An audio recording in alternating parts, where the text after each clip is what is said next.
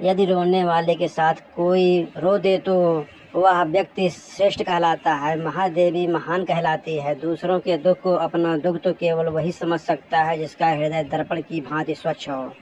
यह मैं बार बार यही कहता हूँ कि किसी को किसी का बुरा नहीं सोचना चाहिए, क्योंकि जो व्यक्ति किसी और का बुरा सोचता है अंत में उसका भी बुरा ही होता है। जो भी व्यक्ति यह समझते हैं कि यह तंत्र मंत्र या सर्वनाश और अंधकार की शक्तियाँ केवल किसी और को ही क्षति पहुंचा सकती है तो उनका भ्रम है। सत्य तो यह है महादेवी की जो ईश्वर के सच्चे भक्त होते हैं, जो स्वयं ईश्वर पर संपूर्ण विश्वास करते हैं, ये तंत्र इसी प्रकार बाल नहीं बांका कर सकते। इसी प्रकार द्वेष और घृणा का मारा व्यक्ति पड़ोसी के घर को आग लगाते हुए देखकर भूल जाता है कि उसी अग्नि की लपेट में स्वयं का घर भी जल सकता है, जिससे सर्वनाश हो सकता है। महादेवी, मैं तो स्वयं भक्त के बस में हूँ। अपने प्रेम से, अपने विश्वास से, अपनी भक्ति और अपने श्रद्धा से मेरे सारे भक्त बार बार मुझे अपनी सहायता करने के लिए विवश करते रहते हैं और मुझे अपनी व्यवस्था पर कितनी प्रसन्नता होती है उसका मैं एक वर्णन करूं। महादेवी, इसका क्या वर्णन करूं। हाँ देवी, भटक जाता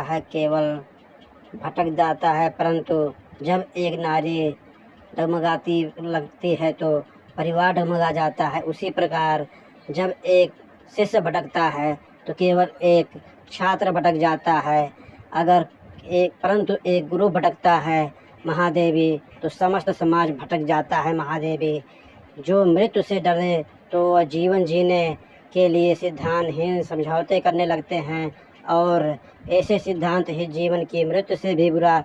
महादेवी साक्षी है कि जीते तो मृत्यु के भय से विजय पा लेते हैं और सिद्धांतहीन जीवन जीने के लिए कायर हो जाते हैं। महादेवी, अपने सत्य भयभीत होना रहेगी, एक दिन ही रहेगी, किंतु मृत्यु के भय से जीवन एक सुख चैन खोना मूर्खता है।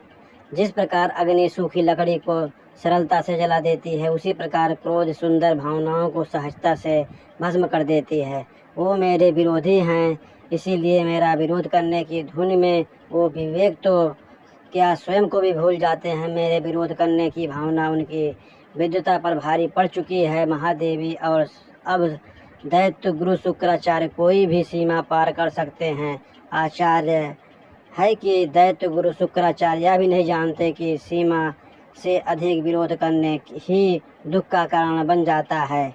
नहीं जानते महादेवी, दुर्भाग्य से इस सत्य को नहीं जानते। अब अतिशीघ्र जान पाएंगे।